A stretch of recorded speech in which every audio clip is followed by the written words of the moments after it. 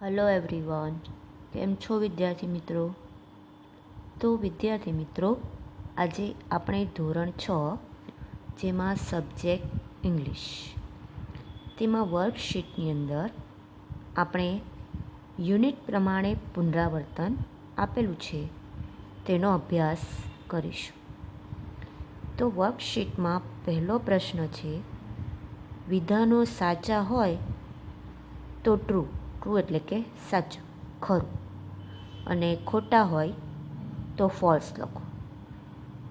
Write true or false એટલે કે નીચે જે સવાલ આપેલા છે સેન્ટેન્સ, પાઠના આધારે વિધાન જો સાચા હોય તો ટ્રુ લખવાનું છે, ખોટા હોય તો ફોલ્સ લખવાનું છે.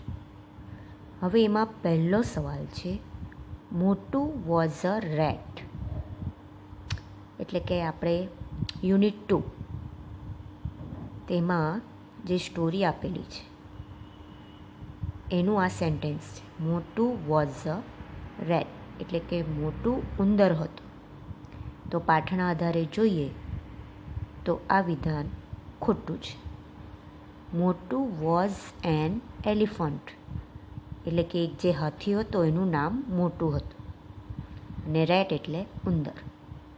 એટલે અહીંયા આપણે જવાબમાં લખીશું ફોલ્સ.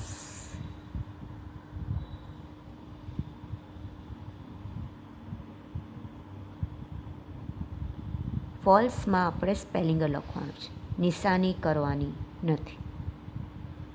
ત્યાર પછી બીજું વાક્ય, Birju like to go out at night. Birju like to go out at night. આ પણ યુનિટમાં સ્ટોરી જ આપેલી છે, જેમાં વિધાનનું ટ્રાન્સલેશન કરીએ તો બિરજુને રાતના સમયે બહાર જવાનું ગમતું.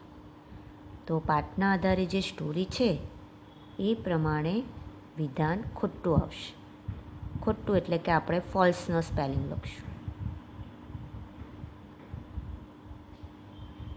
નિશાની બિલકુલ કરવાની નથી, આપણે આ સ્પેલિંગ જ લખવાનું છે. Gandhiji was born at Rajkot. Born એટલે જન્મ, ભૂતકાળમાં વાક્ય આપેલું છે એટલે ગાંધીજીનો જન્મ રાજકોટમાં થયો હતો. તો આપણે બધા જાણીએ જ છીએ ગાંધીજી આપણા રાષ્ટ્રપિતા છે. એમનો જન્મ પોરબંદરમાં થયો હતો. આ વિધાન ખોટું છે.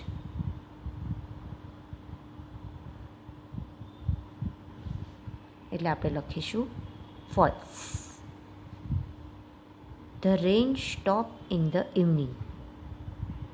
ભૂતકાળમાં લખેલું છે સ્ટોપ, ઇવનિંગ એટલે સાંજે, એટલે વરસાદ સાંજના સમયે થોભ્યો હતો. તો આપણું જે યુનિટ 1 છે એમાં જે આ સ્ટોરી છે પેરેગ્રાફ આપેલો છે, તો એમાં રેઇન સ્ટોપ એટ નાઇટ એટલે રાતના સમયે વરસાદ બંધ થયો હતો, અને સેન્ટેન્સમાં લખેલું છે ઇવનિંગ, એટલે આ વિધાન પણ ખોટું છે.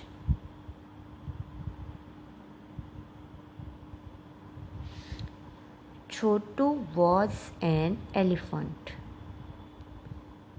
છોટું એક હાથી હતો. આ વિધાન ખોટું છે. પાઠમાં જે છોટું પાત્ર આપેલું છે એનું એક ઉંદર છે એટલે કે રેટ, એટલે આ વિધાન પણ ખોટું છે. એટલે પાઠના આધારે જે સ્ટોરીની રજૂઆત કરેલી છે એ પ્રમાણે આપણે સાચું હોય તો ટ્રુ લખવાનું અને ખોટું હોય તો ફોલ્સનો સ્પેલિંગ લખવાનું છે. તો અહીંયા આપણે પુનરાવર્તનમાં વર્કશીટમાં જે પહેલો પ્રશ્ન છે એ કમ્પ્લીટ કર્યો. બીજા પ્રશ્નમાં છે ભૂતકાળના રૂપ. ગીવ પાસ્ટ ટેન્સ ફોર્મ્સ એટલે ભૂતકાળના રૂપ આપણે લખવાના છે. આપણે ગ્રામરમાં શીખી જ ગયા છે કે નિયમ પ્રમાણે ક્રિયાપદનું ભૂતકાળનું રૂપ કઈ રીતે બને. જો રેગ્યુલર વર્બ હોય તો ડી કે ઈડી પ્રત્યય લાગે. અને અનિયમિત રૂપમાં દરેક ક્રિયાપદનું ચોક્કસ અનિયમિત રૂપ લખવામાં આવે છે. તો નિયમોને ધ્યાનમાં રાખીને આપણે અહીંયા આન્સર લખીશું. તો પહેલું છે ગો. ગોનું ભૂતકાળ થશે વેન્ટ, એટલે કે આ અનિયમિત છે. વિઝિટ એટલે મુલાકાત લેવી, એનું થશે વિઝિટેડ. આ રેગ્યુલર ક્રિયાપદ છે. ત્યાર પછી છે મેક. એ પણ અનિયમિત છે, એટલે એનું ભૂતકાળ થશે મેડ. ત્યાર પછી છે બાય. એનું પણ ભૂતકાળનું રૂપ અનિયમિત આવશે. બાય એટલે ખરીદવું, BOUGHT. બાયનું થશે બોટ. અનિયમિત છે એટલે. ગો એટલે જવું, વિઝિટ એટલે મુલાકાત લેવી, મેક એટલે બનાવવું, બાય એટલે ખરીદવું.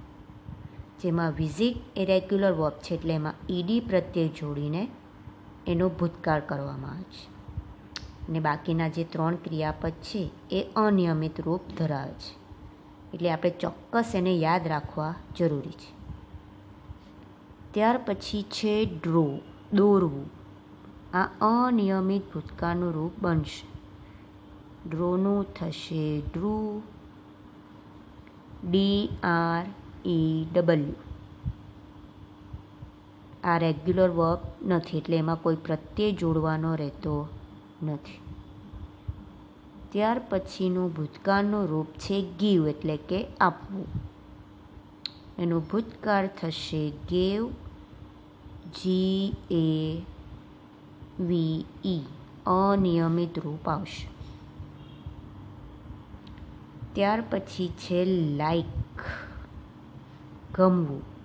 રેગ્યુલર વર્બ છે, એટલે આપણે જો છેલ્લો અક્ષર ઈ હોય તો ફક્ત ડી જોડીને એનો ભૂતકાળ કરવામાં આવે છે.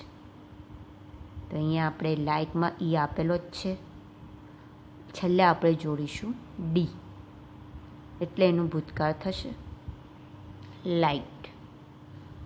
લાસ્ટ છે હેલ્પ, એટલે મદદ કરવી. આ પણ રેગ્યુલર વર્બ છે, એટલે એમાં પણ આપણે ઈડી પ્રત્યય જોડશું, એટલે એનું ભૂતકાળ થશે હેલ્પનું થશે હેલ્પ્ડ, મદદ કરવી.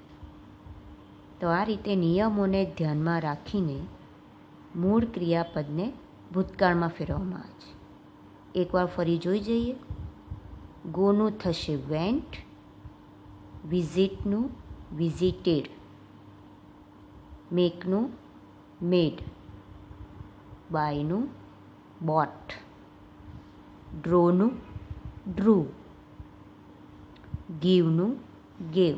ગીવ એટલે આપવું, એનું ભૂતકાળ અનિયમિત આવશે ગેવ. લાઇકનું થશે લાઇક્ડ, અને હેલ્પનું થશે હેલ્પ. તો અહીંયા આપણે પ્રશ્ન 2 જવાબ સાથે સમજીને કમ્પ્લીટ કર્યો. તો અહીંયા જે વર્કશીટના જે પ્રશ્નો છે 2, પ્રશ્ન 1 અને પ્રશ્ન 2, અહીંયા આપણો પૂરો થાય છે. તમને સમજ પડી જશે આમાં. આ પાઠના આધારે ટ્રુ ફોલ્સ છે, અને આ ગ્રામરનો ટોપિક છે, જેમાં ભૂતકાળના રૂપ આપેલા છે. તો વિદ્યાર્થી મિત્રો, અહીંયા આપણે પ્રશ્ન 1 અને પ્રશ્ન 2નું પુનરાવર્તન કમ્પ્લીટ કર્યું. ઓકે.